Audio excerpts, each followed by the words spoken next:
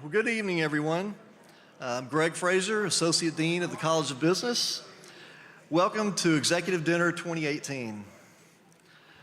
During this annual tradition, we hear from luminaries in business to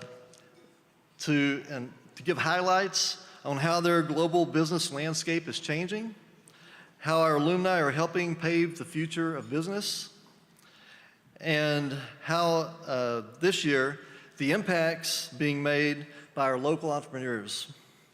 To celebrate this accomplishment, their accomplishments, our theme for this year's executive dinner is UTA Entrepreneurs. We look forward shortly to hearing from several of our successful UTA graduates. They'll be introduced shortly, but at this time I would like to recognize some other special guests joining us tonight. Dr. Vistas Kubari, President of the University of Texas at Arlington.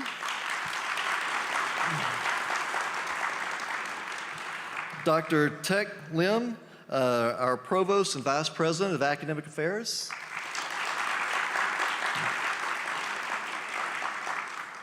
And Jeff Williams, the Mayor of the City of Arlington, is here. Also, I'd like to recognize our College of Business Advisory Council. If you're here in the audience, could you raise your hand or stand up? We appreciate all your contributions. There's several here. Thank you. I want to begin tonight's program by emphasizing the impact that our alumni, friends, and supporters, it's your investment that makes the crucial difference in our progression to becoming one of the nation's finest schools for business education and research. That reputation is apparent in the accomplishments of our faculty members, our exceptional students, and the accreditation and rankings of several of our academic programs.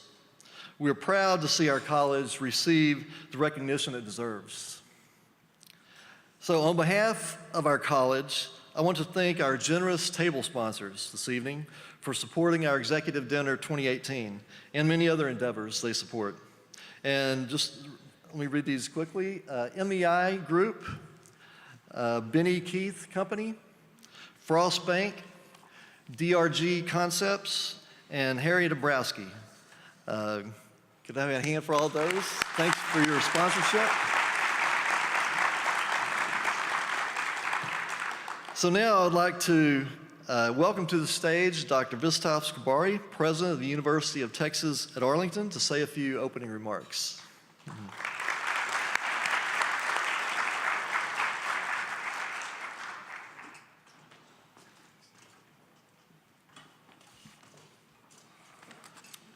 Good evening, ladies and gentlemen. Welcome to the University of Texas at Arlington and the 2018 College of Business Executive Dinner. It's wonderful to see such a great turnout, and I'm pleased that our College of Business continues to serve as a hub for bringing together leaders from across the Metroplex. I understand that the theme for tonight is entrepreneurship, and I'm sure our distinguished panelists, very successful entrepreneurs in their own rights and proud UTA alumni, will provide a very interesting discussion based on their experiences.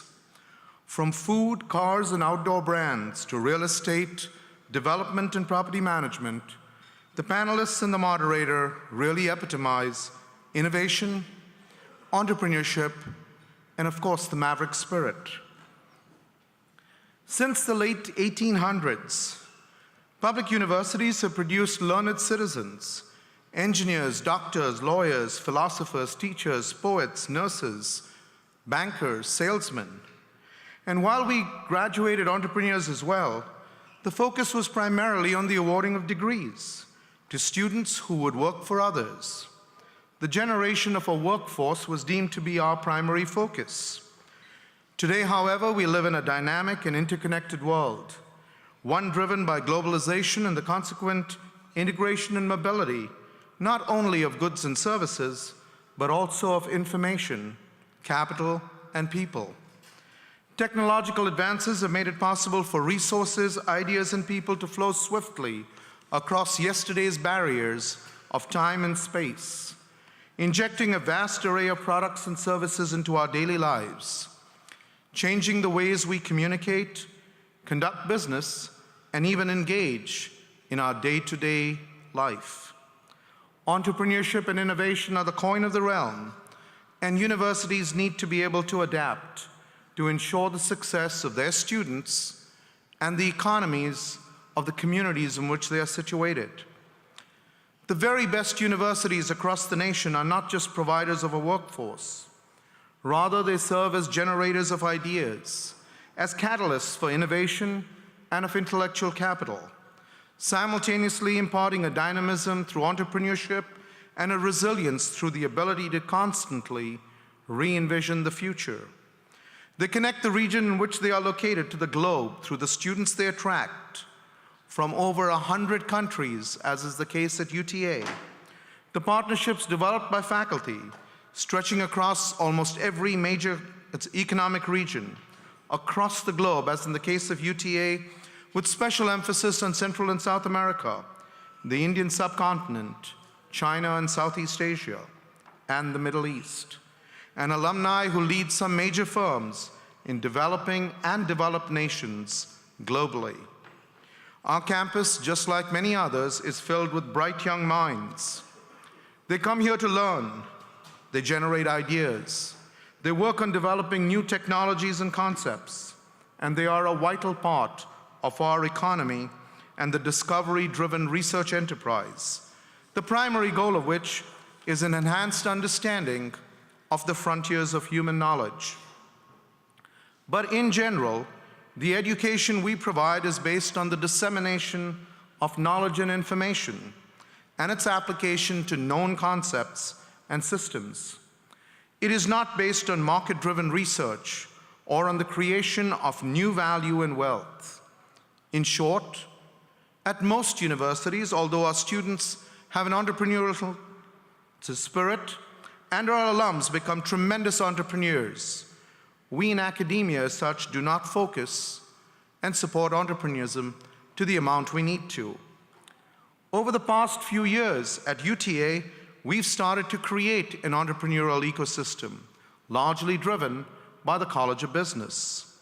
From the Startup Lounge and the Epic Mavs program and Pitch UTA, a Shark Tank-style competition that is supported by an alumnus, being one of the largest sponsors of Tech Fort Worth, to the Shimadzu Institute in UTA, which focuses on market-driven research and product creation, to our Nimble Tech Transfer Office, and from courses and certificates in entrepreneurship, we are moving to better support our students, our faculty and staff in becoming an integral part of an innovation economy in the Metroplex. But we need to do more, much more. To ensure that our students, faculty, and staff entrepreneurs reach their potential, we need to connect them, to enable them, and to support them. First, we need to ensure that entrepreneurs in the making are connected to one another and to successful entrepreneurs right from the outset. We need to build mechanisms that bring the brightest minds together, not only so that ideas can be generated, but so that they can be developed, and so concepts can become prototypes and processes. We then need to be able to build and enable these budding entrepreneurs, especially our students. Let's put it in context. When we traditionally educate business and engineering majors, we fill the curriculum with projects, design courses, and capstones. We require or highly encourage internships. We do the same with our education and nursing majors, being at the leading edge of simulation and hospital-based training. In fact, that is why the latter are so highly coveted by employers across the Metroplex. We do it because we recognize that textbook and academic knowledge is not enough, and the students are here to learn and must sometimes without a safety net. We need to do the same for our budding entrepreneurs. We need to be able to enable and support them through modifications in our curriculum, just as the College of Business is doing, to ensure that they get these experiences, sometimes in a sink or swim, real-world environment. We need to ensure that they can use these experiences towards a degree and towards success. And to do this, we need hands-on opportunities through a rigorous screening process, ensuring that those with innovative ideas can be helped to develop prototypes, understand the value of a business plan, and be assisted, if needed, in the creation of one. This cannot just be in theory. It has to be real world, and it has to allow for failure. Can universities do this? Perhaps they can, but I know that UTA can and is moving in that direction. We can connect them to each other. We can enable that entrepreneurial spirit and drive through modifications in the curriculum to allow for real-world experiences as part of our capstone projects. And we can support them through the creation of an ecosystem that not only encourages them, but makes this a priority. But we cannot do it alone. In fact, we should not, because if we did, it would be a failure. We need your support, the support of the corporate world and of entrepreneurs all across the Metroplex, and for that matter, all across the nation, to be able to succeed. In fact, the mayor and I have been discussing the formation of an innovation depot that will create an anchor for the city of Arlington, and we will be moving forward very, very quickly on this. I'm deeply grateful to the mayor and the city for being a strong partner in this enterprise. This will provide a location and mechanisms for interaction between the university, other entrepreneurs, and investors. But each of you in the audience today can do a lot to accelerate this process. You can help by creating an innovation fund or an endowment to seed the projects dreamt of by our students. One of our alumni, Tim Mathis, has led the way by donating $10,000 2 years in a row now to create a competition, and I deeply appreciate his generosity in seeding this activity. The Von Liebig Center, which is a center for entrepreneurism at UCSD, the Eugene Land Entrepreneurship Center at Columbia, and the SWAT Center for Entrepreneurship at Carnegie Mellon provide examples of what we could build and exceed at UTA. The only things holding us back are our imagination, the drive to move UTA to the very forefront of the innovation economy, and the commitment to make it happen. I know it can be done. We are already doing it with so many of you in the audience today. And I hope that others will come and talk to the mayor, who'll come and talk to Dwayne Demos, our Vice President for Research, and to me, to see how we can accelerate the movement of this university and the city of Arlington to be the innovation and entrepreneurship hub, not just for the Metroplex, but for the state and our nation. And for those who might doubt the impact of such initiatives, here are a few numbers. As of 2014, a small university by the name of MIT had alumni that had launched 30,200 active companies, employing 4.6 million people and generating roughly 1.9 trillion in annual revenues. That revenue total fell, according to the 2013 data from the International Monetary Fund, between the nation's 9th largest GDP, that of Russia, at 2.097 trillion, and the 10th largest India at 1.877 trillion. Just imagine, in a few years, that could be UTA and the city of Arlington. And that's just one example. Others are trying to do it as well, and so can we.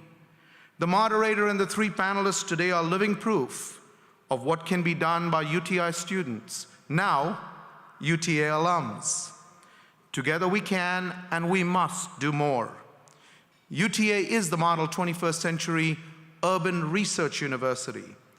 With your help, the wonderful work of our faculty, and our tremendous students, and in partnership with the city, we will become the innovation and entrepreneurship center and the catalyst for the Metroplex and the state. Thank you for being here. Thank you for your support of the College of Business. And thank you for your support in making us the entrepreneurship capital. Thank you very much. Hello again, everyone.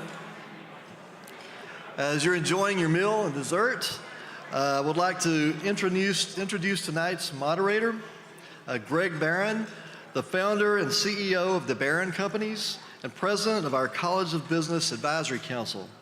Greg is also an alumnus of the College of Business, earning a BBA in finance in 1991.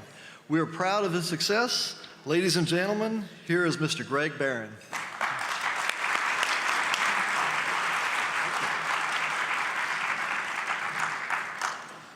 I got a bunch of paper. Well, good evening. Oh, come on. There you go, students. Let me hear you. Thanks, Greg. By the way, Jillian, I'll go off script here in just a second. Last year I wasn't allowed to. I'm honored to participate in tonight's executive dinner, a very special annual event here at the College of Business. This evening's discussion will be focused on UTA entrepreneurs. So at this time, I'd like to invite all entrepreneurs in the room, many of which are UTA College of Business alumnus, to stand in recognition of this year's theme as you proudly represent our local DFW business community. Could you, entrepreneurs, could you stand for us that are here?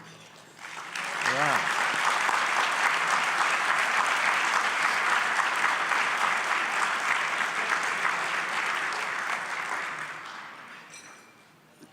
So when you think of an entrepreneur, what comes to mind?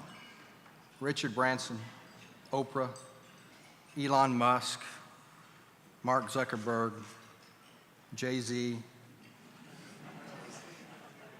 Are they risk takers? Are they passionate? Are they concerned with money? Are they prone to failure initially? Are they disciplined?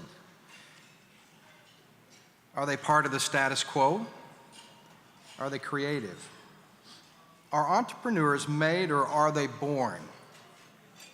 And if they're born with it, is there some kind of consistent thread or DNA that makes them who they are? I'm reminded of one aspiring young entrepreneur who cozies up to his grandfather and says, "Grandpa, I've been really good this month. Will you give me $50? And the grandfather replies, "Son, I think you would be more successful if you asked for $1. And the boy replied, "Look, Grandpa, give me $1 or give me 50, but don't tell me how to run my business." I think he was born. Tonight, we have the opportunity to explore the lives and opinions of 3 successful homegrown UTA entrepreneurs and get their take on some of these very questions and hopefully leave room for some questions for the audience at the very end. So now let me introduce the panel that we have. And if you guys would start to make your way up. Nafis Alam is Chief Executive Officer of DRG Concepts, one of the Southwest and United States premier restaurant development and operations companies. He has led the company into steady and solid growth of brands and locations. As CEO, Nafis directs a high-caliber DRG Concepts corporate and restaurant team in delivering top-quality culinary and dining to guests every day. With innovations in the ways that cuisine and commerce connect, DRG Concepts is the only independent restaurant operating company in Dallas with multiple successful brands: Dallas Fish Market, Dallas Chop House, my favorite, Wild Salsa, Chop House Burger and Oven and Cellar, all of the locations throughout the Dallas-Fort Worth Metroplex. Nafis is a distinguished alumnus graduate of the University of Texas at Arlington College of Business and has also been named graduate student to watch by SMU Cox School of Business today. Dallas Business Journal also recognized Nafis in 2016 as a 40 under 40 honoree for his business leadership and extensive community service work. Please welcome to the stage Mr. Nafis Alam.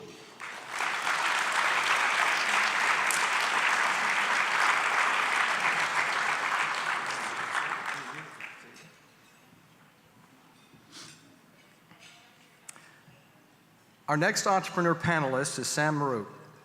Sam is President and CEO of Maruk Enterprises International, Inc., MEI Group, a business that comprises of auto sales, rental, financing, real estate investment, and development, and recently, IT tracking device sales and support. Basically, he runs the world, y'all. Sam graduated from the University of Texas at Arlington in 1991 with a degree in journalism.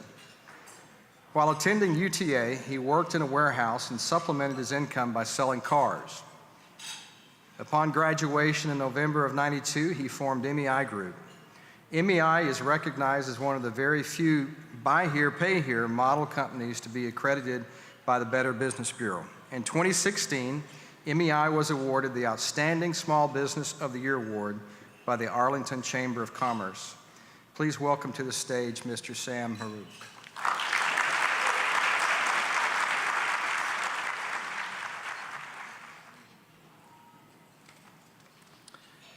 Our final entrepreneur panelist is James Sellers, the founder and president of Cellmark Corporation, a successful series of outdoor brands that are sold by top retailers like Academy Sports and Outdoors, Bass Pro Shops, Cabela's, and Target. These brands produced award-winning consumer products with leading market shares and are recognized worldwide, selling in more than 60 countries. James completed his MBA at the University of Texas at Arlington. After graduating, he left his career in energy conservation in 2000 to follow his own business philosophy known as cell marketing to create Cellmark Corporation in Coppell. Cellmark now has a 66,000 square foot commercial office and warehouse in Mansfield, employs over 70 employees worldwide. Please welcome to the stage Mr. James Sellers.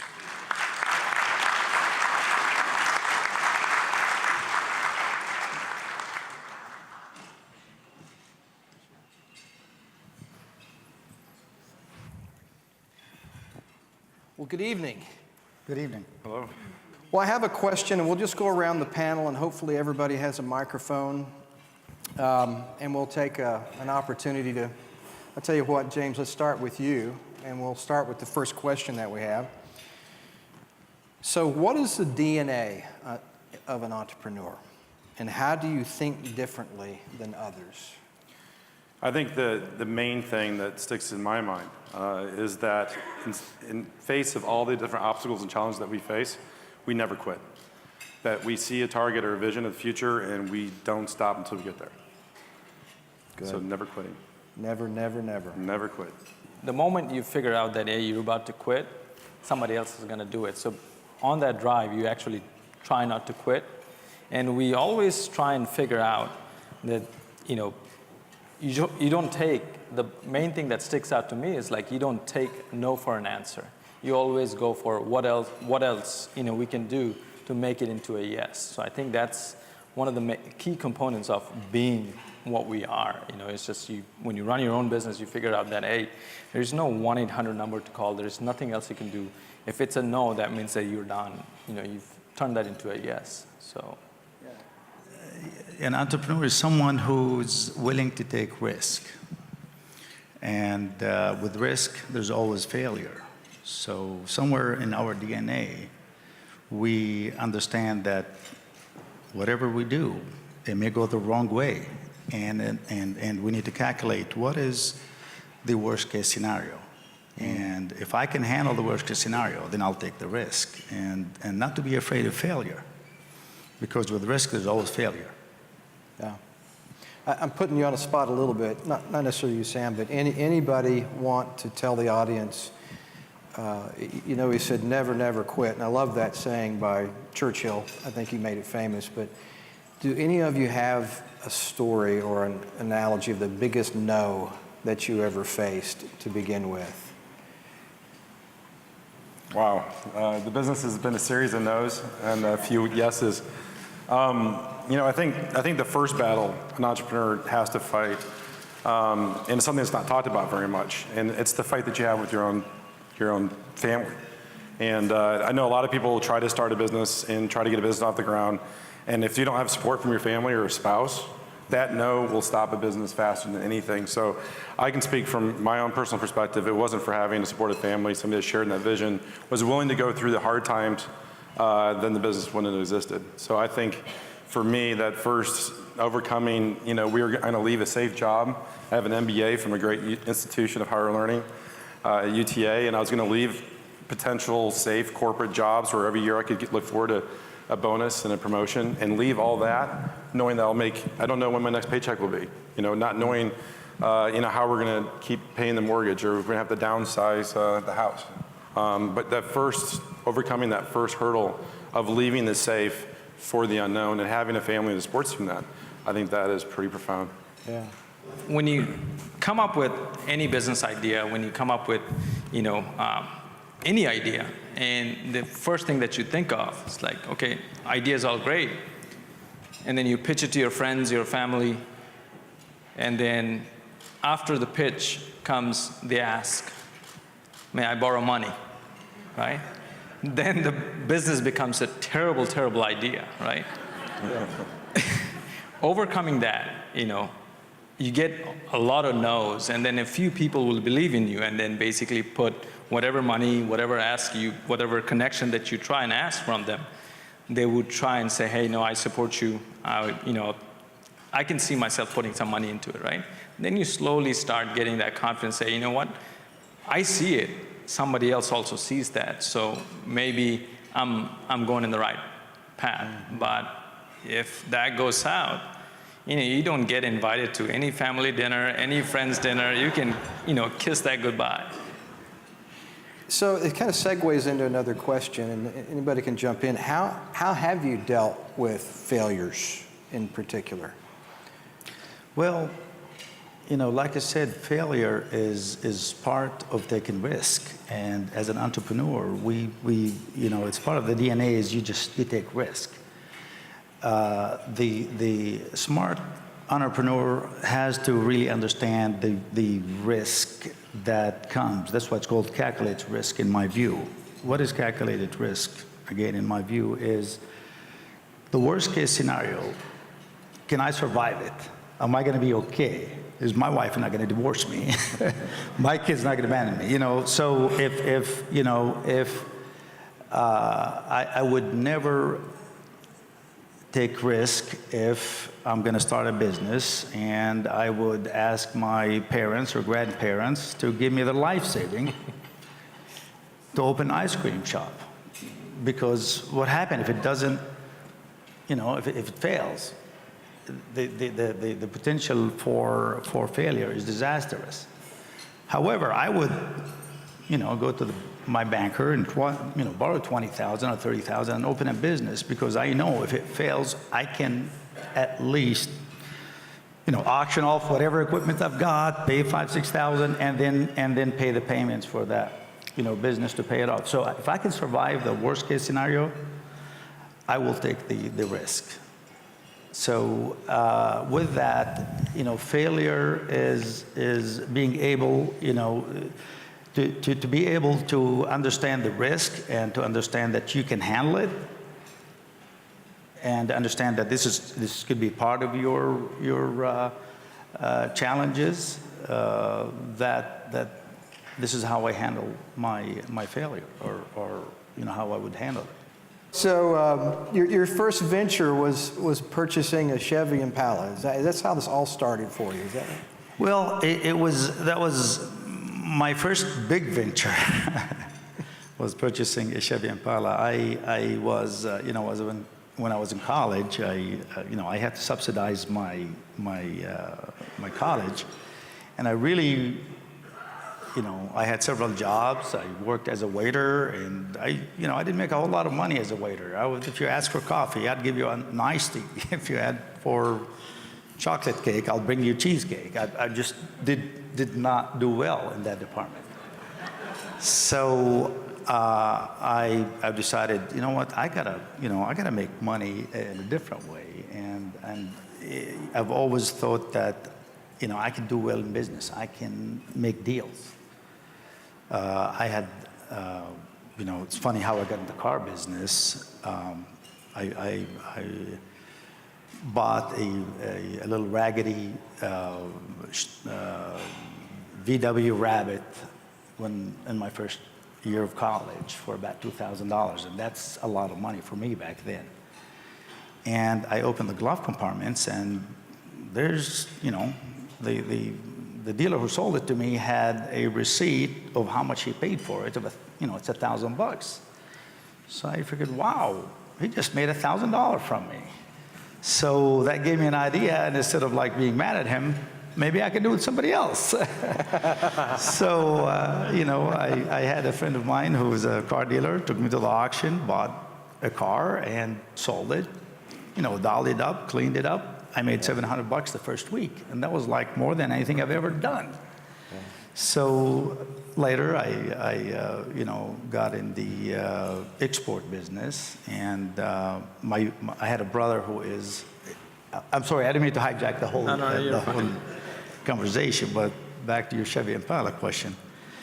I had a doctor overseas. I had a brother who was a doctor in Saudi Arabia, and he had, you know, allowed me to use, you know, he had a bank account with my name on it.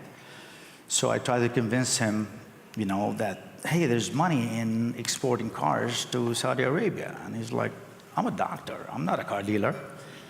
But I did my homework, and I knew that I could make some serious money with that. So I used his money. And it's not like me. I mean, if somebody trusts me with his money, I'm not going to touch it. But I, you know, and I bought a Chevy Impala. I made sure it's the right car. It's the right color. I shipped it for him. And when I got the paperwork, I called him and I said, brother, I'm sending you a car with your money. If you lose it, if you lose any money, I promise I'll pay it at some point. So he was upset. But while he was talking to me on the phone, right then and there, another doctor was needing a car, and he ended up selling it to him on the phone, talking to me, making $3,000. So that was more than, you know, I would have made in doing anything. And this is how, you know, I took risk. So you make doctors, car dealers out of doctors. That's part of my magic. Nafis, I have a question for you. You know, about how you assess risk, and I'll ask you guys some of the same. But you know, you're in the restaurant concepts. You're having to roll out different concepts, and not necessarily a benchmark that this is going to perform. Everything you do has an element of risk to it. Every concept that you roll out has an element of risk to it. How do you go about assessing that risk each time? You know, I think it comes out to be where you have to be confident in the concept or the kind of restaurant that you pick. But while we all entrepreneurs, we all feel that the day that we open our business, the day that we open the doors, money is going to come in and we're going to be, you know, okay. We have learned, you know, 2008, 2009, the hard way. You know, we talk about, you know, how do you, you know, overcome failure. You know, to go back to your previous question, we've had the fortune of closing a few restaurants. The reason why I say fortune is because if we didn't close those, we wouldn't be where we are now. It was an expensive, expensive MBA. Losing a couple of $1 million and say, oh my God, what happened, right? So learning from that, then you figure out that your life lessons gives you the ability to look at, we have done this, it worked. We have done these and it didn't work. So you kind of minimize your exposure. And with any business, we try and figure out as the least amount of money possible to put in and hedge those risks against something else, right? So you assess what may go south. You always line up, this could go wrong, this would go wrong, this would go wrong. Like he said, that if you're okay with that some things are gonna go wrong and you're still gonna be okay, pretty much you have covered your bases. You can still don't cover all the bases, but some of the bases where you can probably recover from. James, you rolled out Yes, I have. A 60 few. countries. Yeah. How do you assess it? Well, it's actually a little bit of a miracle to me when you look at all the competition we face and to know that all the consumers have so much choice. And in this day and age, all the information's right at their fingertips, and then have a customer to pick your product or your brand over the multitudes available in the marketplace. So thank God for our customers that pick our products against all the choices they have. In that landscape, I think we're always trying to find something that's new, something that hasn't been done before. I think the worst thing you can do is try to do exactly something that somebody successful did before you. I think that is a formula for failure. So when we ever try to play it safe and try to do something that worked for somebody else exactly the way that they did it, maybe hope that we can offer it for a little bit cheaper or give better customer service, that never works. So I think if you do have to hedge your bets. For the 4 successful brands that we have more that failed. And I think every time you try something and it doesn't resonate with the consumer segment, it teaches you something about that segment that gives you, another chance to do something else. And, I think, again, it was kind of a level of what makes a good product. In my mind, does it solve a product in a unique way? Does it create a better value that's clearly identifiable compared to all the alternatives? So for us, yeah, you could sell something on price, but price has to be a significant difference. At 5% price or $10 price is not going to move the needle very much. So I'm really looking for that next great product, that thing that does a better job of solving a customer's issue than what else is out there. And then for me, it's the brand. Does it really speak with the consumer? Is it compelling? Is it something to get them excited? And if you have those components to me, then you're onto something. I think that is where our successes come from. If we try to play it safe, that's where our failures usually come from. Good stuff. All of you, I think, have probably spoken to the UTA students here at some time doing Business Week, and one of the questions one of the statements that I make is, you got to do something that you're passionate about. And a lot of times they look at you and they say, how do you know what you're passionate about? And that's a great question. I never really thought about it till we started asking the question. So how do you know? How did you figure out what you were passionate about? Certainly as an entrepreneur, you've got to be passionate about your products. Mm-hmm. So, well, I never thought I'm going to be a car dealer when I was in business, but I knew I'm good with numbers. I knew I understood numbers. I knew I understood the power of multiplications. That if I can do something well and I can figure out a way to multiply this thing, then I will make a lot of money. One little bit at a time. So, you just find out what are you good at. So when I was a kid, I was just good with numbers and with math and I wasn't really passionate about cars or car sales. But this is how I got into business, and I made a lot of money, so. Yeah.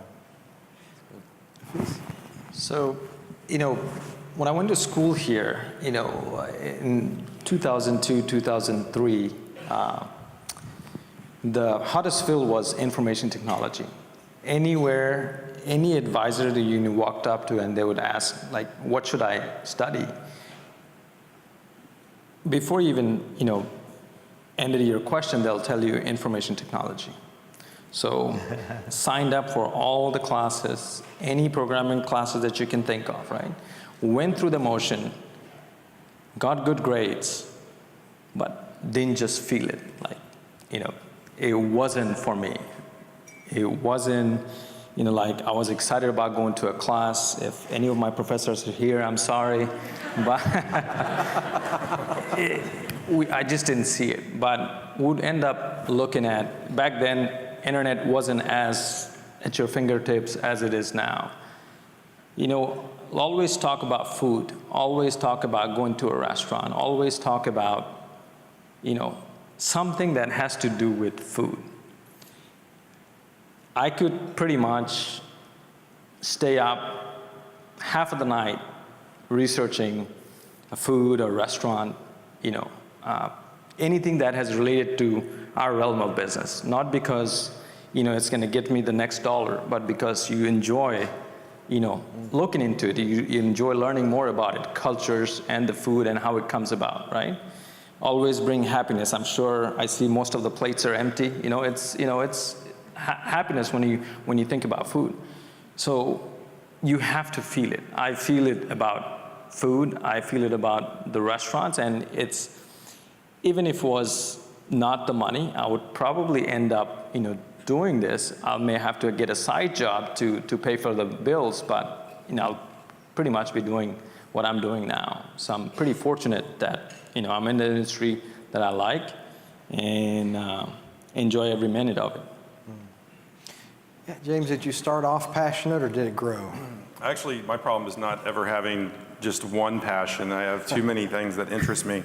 I think that, honestly, that guiding principle of being curious has been an important part of that passion. I think delivering something that the market wants. I mean, I like to win. I don't know. I'm very competitive, and I want to go to the marketplace to win. I don't want to go to the marketplace to lose. I mean, who would do that? But at the end of the day, there's some things that are kind of transcend business. But what we do is really, I think it's very fundamental. I think the one thing that's lacking, honestly, in a lot of people's lives today is we don't get outdoors enough. We don't spend time in nature. We don't take time to smell the flowers. We don't, look at animals in their natural environments anymore. And I think that's something that needs to happen. And my best memories was when I was a kid growing up in Michigan, in the fresh waters and clean air and the trees and just living in that environment. I want to bring that to more people. But and also the other thing on the business side, I think we're in a society that was blessed with so many opportunities, and we have all this talent. And I always thought if I could get a business and hire the best talent and turn them loose, we can make great things happen. So I'm very passionate about trying to figure out what people's real talent is, what makes, what can I do to help facilitate their potential, and whether it's just for a few years or for a lifelong career, but what can we do to really unleash the potential of people and create great products and stuff that people end up enjoying and end up having great memories that live a lifetime. So I could go on, but passion definitely direct a lot of what I decide to work on. Do you have a daily routine that you've gone through, that you've been consistent with, disciplined with? Anything that you wouldn't do a day without, and that's kind of what you do? I don't know. All right, James. All right, so, yeah, so I don't know if, I think you do what needs to get done, but I will say that I think a general rule in life, going to sleep at night is very important if you want to have a good day tomorrow. So if you just go to bed at normal time, then you wake up on time. It's amazing how that works. I see a lot of people that can't do that, especially the younger people, no offense. But no, I think there's a couple of things actually. It changes a little bit from where you start in the beginning. One of the great, I guess, difficulties that an entrepreneur has to have, you have to do everything. If you're one, unless you had people that financed you and brought money in, or you have a lot of partners. So if you're a one-man operation, you have to do everything, whether you're good at it or not. I think the main thing is, and I see this as a mistake when I talk to entrepreneurs and discuss with them about their business, they want to spend all their time planning and doing strategy. But if you're awake and your customers are buying, you need to be talking to your customers. So I think the most profound thing about getting a business off the ground is figure out when your customers are ready for business and engage them. So, and it's not pleasant, because in the beginning, your product's not that good. You have nobody helping you with doing shipping or operations. You have to do accounting yourself. You have a million things you have to do. But until you get a customer buying something, you're dead in the water. So I would call it golden 4 hours. So at 10 o'clock until like 2 or 3 o'clock, I was on the phone, hammering out phone calls and getting the business done.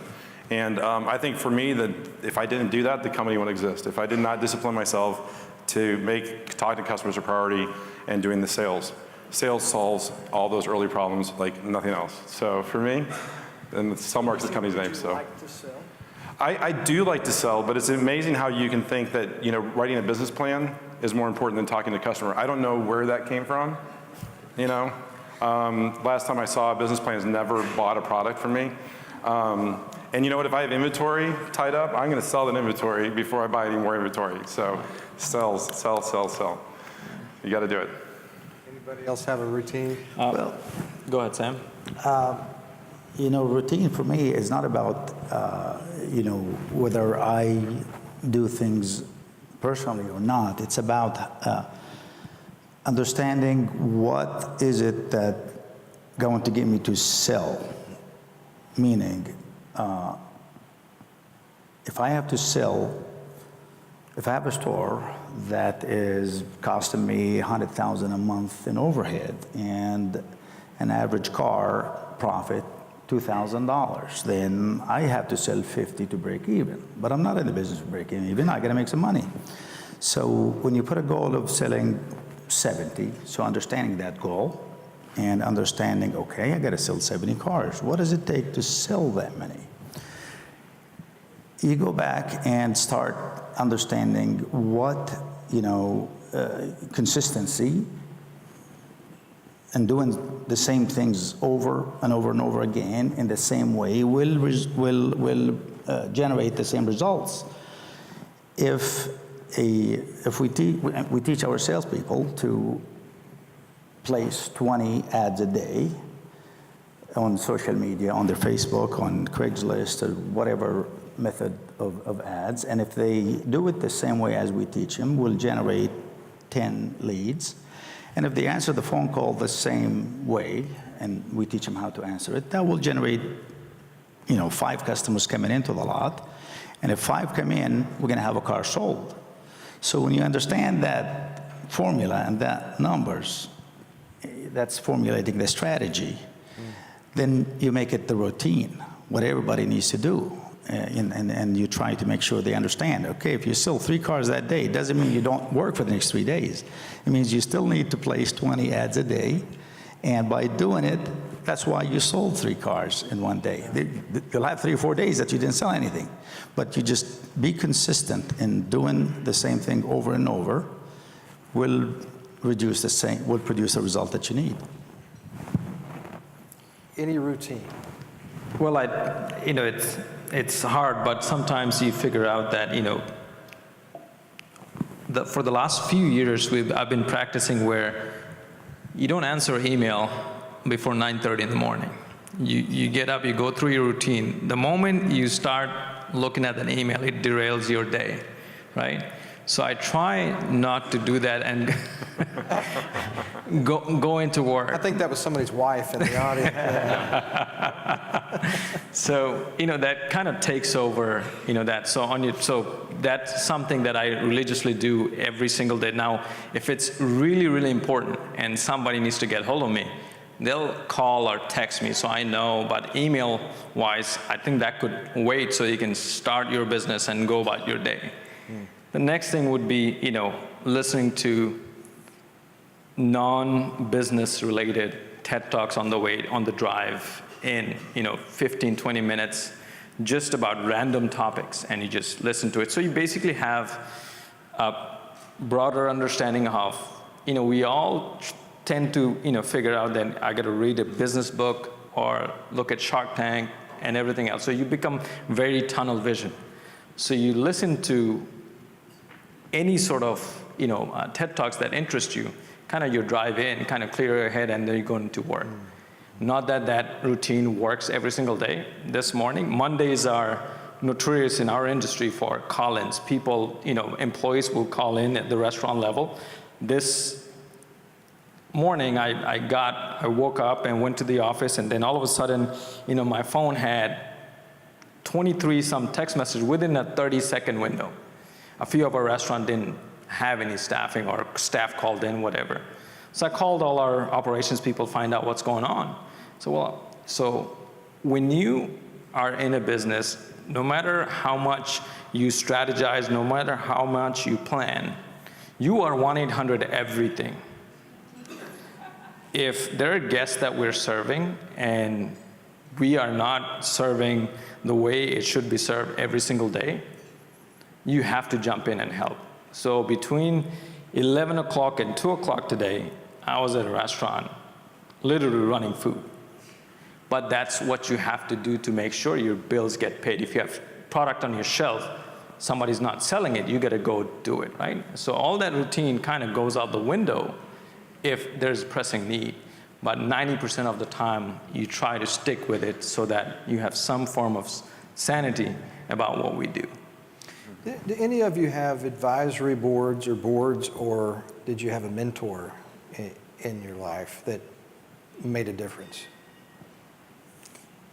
I mean, I do. I talk to a few people regularly, almost like a therapy session with these guys. They're not related to my industry, but I would basically call them and then kind of run. I have a few friends that I talk to, few, elder gentlemen that has been successful in business. that I would just basically reach out and say, hey, run ideas by. Sometimes I'll ask them to poke hole in my ideas, poke hole in everything that we do, and then you learn a little bit from it, and then you make it a little bit better, right? Yeah. So, but that certainly, I would encourage anybody and everybody, you know, to have that as a buffer, as a sounding board, because otherwise it gets very lonely that you can't like talk about what you're going through without, you know. Yeah. I can certainly go and I can always talk to my wife, but I don't want to go talk to my wife about business. So, you know, not that, you know, she wouldn't mind, but she's right there, man. You want to restructure that, James? Yeah, so I'm a member of Young Presidents Organization. If anybody knows what that is, it's a chance where you get to meet people in different industries, and then you get to share confidential, you know, information and get feedback from other entrepreneurs that are leading in their fields, which I find extremely useful. But actually, one of my most important advisors is actually here, Randall with Frost Bank.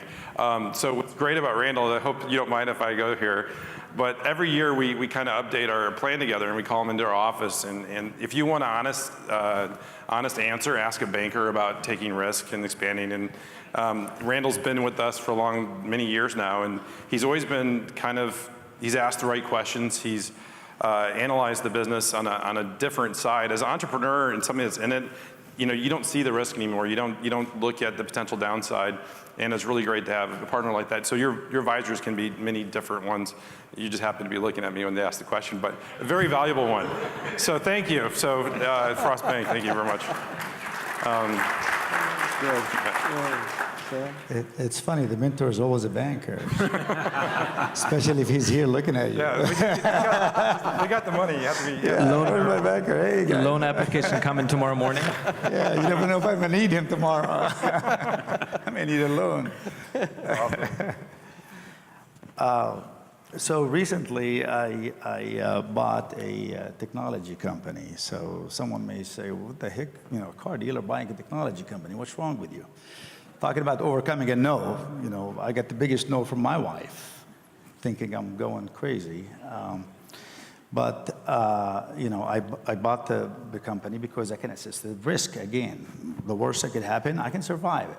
If I lose, I'll lose, but it's a good deal. And I don't understand technology, so the first thing I did is I gathered everybody I know that I know they're smart in technology, and I put them in my advisory board to be able to advise me and to look at the whole situation and you know, to assess that. So that's about how the, you know, advisory board as I did. All my other businesses, I just did my own.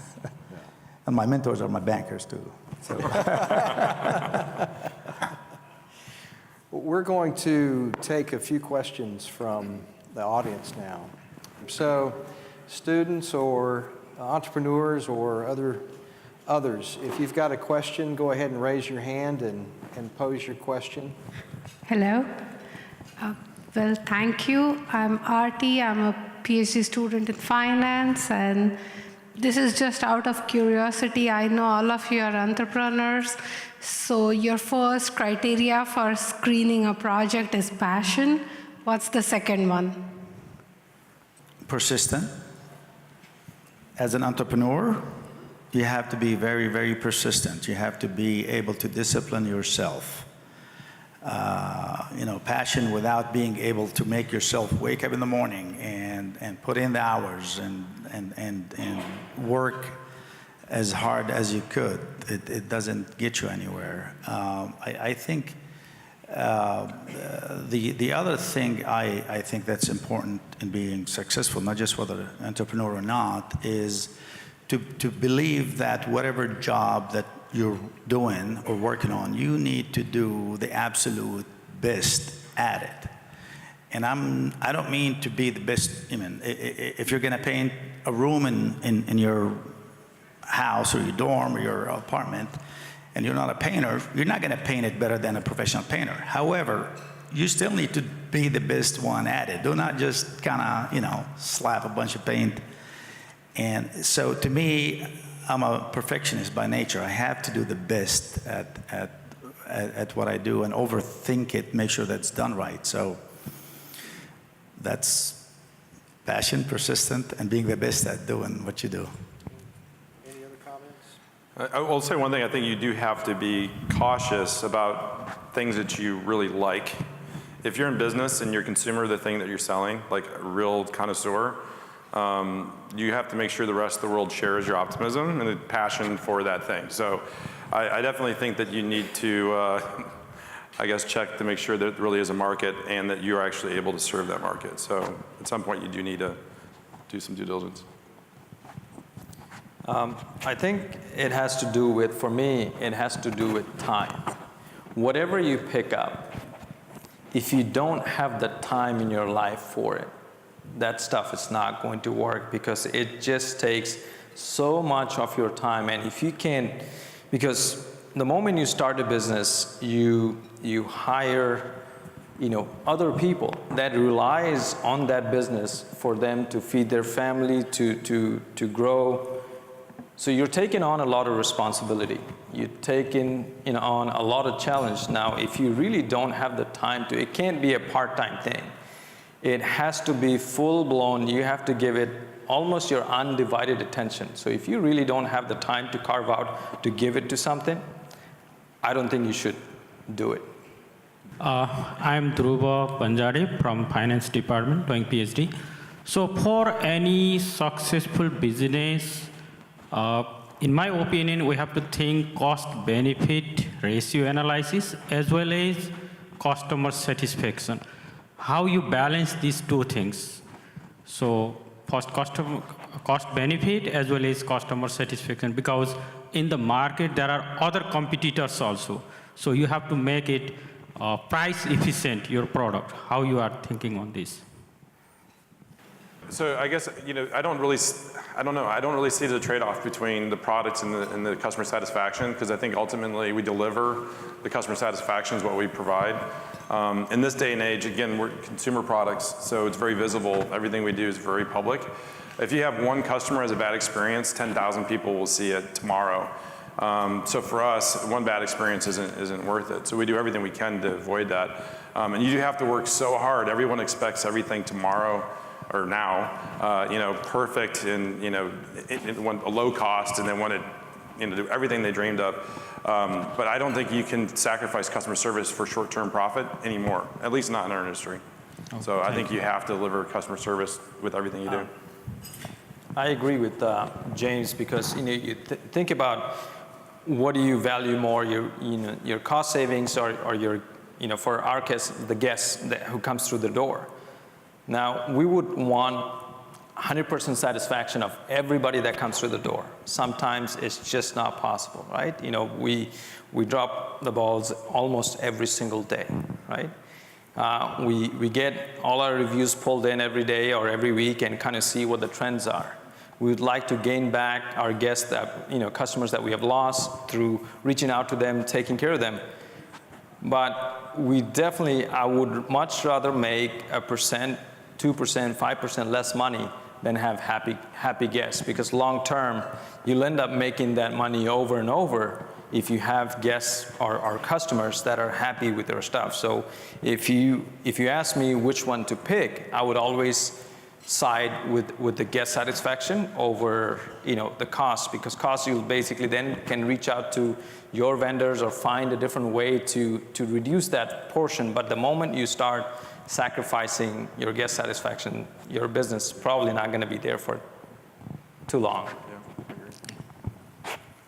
That's right. I mean, a lot of, when you're in business these days, and one of the challenges that we have is if customer expects to be happy. I mean, if you have a upset customer, believe me, it's going to be out there. It's going to be on Yelp. It's going to be everywhere.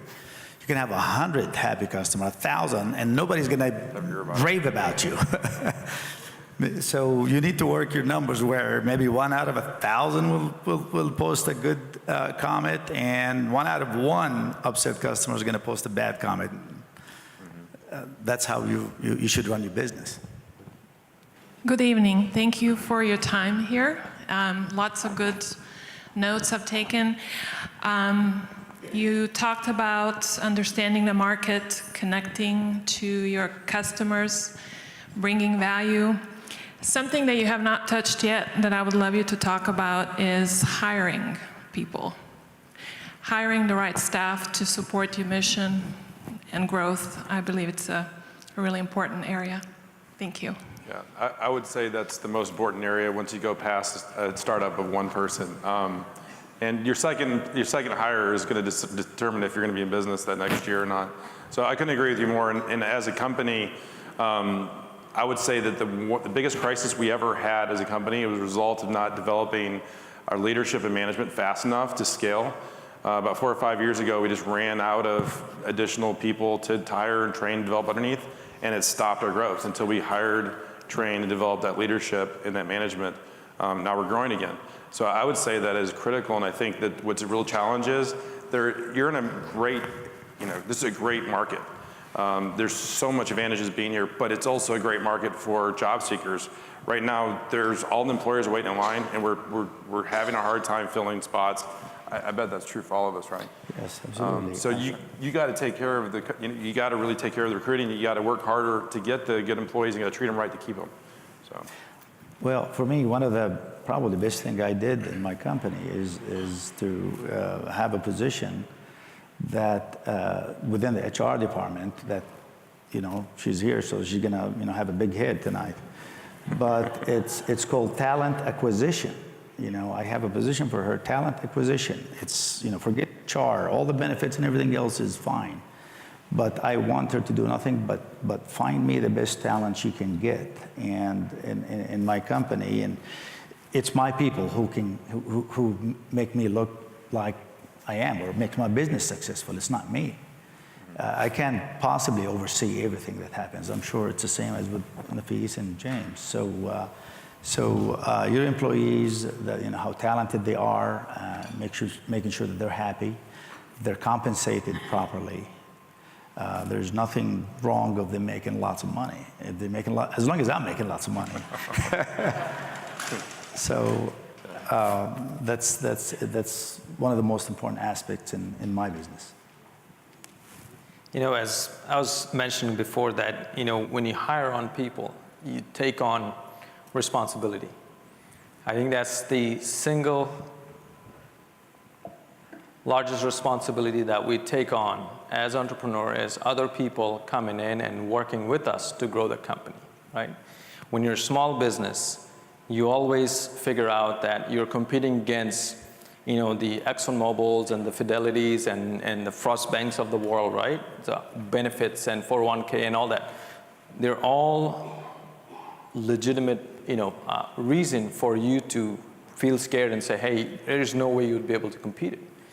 But then, you do end up finding, good people that have been with you almost since you started, and you basically grow them and then try and build the team around them. There's always going to be, our industry is notorious for people, going through it and coming back. But in that industry, you find a way to keep people as long as you can. And people are going to see different things and they would like to grow on and go into something else, which is great. We're happy sometimes to lose people for bigger and better companies. Say, hey, they've worked here and they've gone on to doing something else.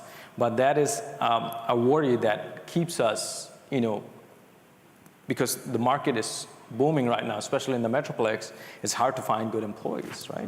Hard to find good people. I think that's a lot of businesses are going through the same challenge right now. How do you compete with a small business? How do you compete with a medium-sized business? You always have to figure out a way to turn, a lemon into lemonade. For example, in our industry, having a Sunday off is like you going to Super Bowl every day. It's huge because, so we figured that we would close certain restaurants on Sundays, and employees don't really have to work on Sundays, almost like a normal life that you have. Being able to, go to church with your family, being able to go to a ball game with your family makes a difference. It's not the money.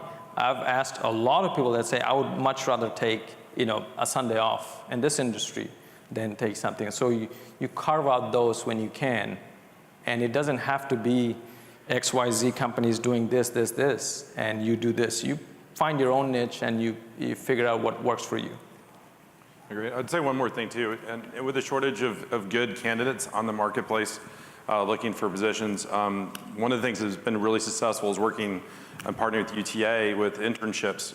We have internships in sales and marketing, engineering, quality assurance, and we find eager young minds willing to contribute, work hard. They get experience to kind of figure out if this is something they want to do.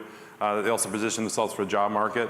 So if you are able to build a good internship program with good training, onboarding support, and give them real interesting projects that they can take ownership of, and then give a voice to senior management. Because I found that working in internships and having senior management listen in on the results of their projects, we can identify the top tier talent, we can recruit them, and then we can develop them into the future leaders of our business. So extremely valuable, and it's hard to hire just off the street, you know, somebody to fill those key positions, but as an internship, it's a low risk, kind of high reward opportunity for the student as well as the employer. So it was a good question.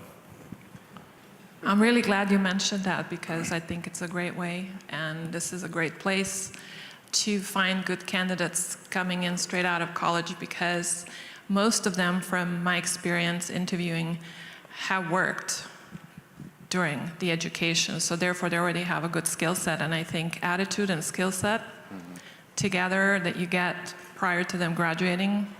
It's huge. Big deal. So the Big deal. The students here, if you know, I know there's a lot of great students in the audience, and you know, you need to get an internship. I don't care if it's with me or somebody else, but you owe it yourself because you can work in the field of your choice, and you get a chance to see what that's like without going through the difficulty of a full-time position, and you position yourself ahead of the other candidates. So for the students, take advantage of that. I mean, UTA is a great resource, and there's a lot of opportunities here for students. All right, so I'm the president of Entrepreneur Society. My name is Raja. How do you breed entrepreneurship in schools? See, I'm at the point where I'm a senior now, and it's my last semester, and I've already started businesses. I'm an entrepreneur, but I'm getting to the point where it's like my business is kicking off, it's running, so I'm thinking, you know, maybe I'll skip an assignment here and there, and then now it's turning into like classes. So is it important for an entrepreneur to be in school? And if it is, then how can we breed entrepreneurs in school so they can stay in school? Yeah, That's a good question. You know, I was the same. I was working. I guess I was talking to someone earlier, and we almost joked about it. It was my job was a full-time, the school was a part-time. My full-time school was my part-time, and the job was a full-time. But it is very important to finish school. You know, part of being an entrepreneur is actually to take whatever you're working on to the finish line, to be able to have the ability that you will have a field goal or a touchdown, and you know, you can finish what you need, and it starts with finishing your education and cool. Also, a lot of the classes I've taken in college tell you how important they benefited me personally, including the stuff that I did not necessarily was related to my business. You know, being able to finish a research paper on time, being able to summarize, you know, whatever story, and to be able to cross the, make sure that your point is clearly understood to your teacher, your fellow student. All these are traits that you acquire in school that will definitely help you in business. It's just like, to me, it's just like, it's an exercise for your mind. It's a lot easier to be successful in your future when you finish school because of all the skills that you've learned in school. My question was, like, I heard a lot of y'all's successes and a lot of good things, but what is something you have yet to accomplish? It can be professional or personally. I think for me, there's a couple challenges that I still have yet to accomplish related to business in a sense, and one is, you know, I'm not getting younger. I think, all of us have the amount of time that we have to accomplish what we can. And at some point, you start thinking about transitioning, transitioning to new leadership in the company, transitioning to the next generation. So for me, I'm looking at ways, how can a company continue on its mission to create, innovate products, or whatever your business is, without your every minute involvement. So my thing I'm trying to figure out the next decade, I guess, is prepare the company for its next iteration. Is it something that can continue to grow? Can we develop the talent? As far as, is there, who's going to own the company, and how are we going to transition that with? I think I'm out too. But how do you transition the company for the next generation? Not just leadership, but also you have to take care of the ownership question. Do you do ESOP? Do you have your family run it? Do you sell it? I think it's really, I'm trying to innovate and come up with a way to allow it to continue to be employee owned and operated. So my challenge is, how do we develop people and talent to be able to handle that and take those responsibilities and manage it correctly? Still take risks, So that's what I'm looking at.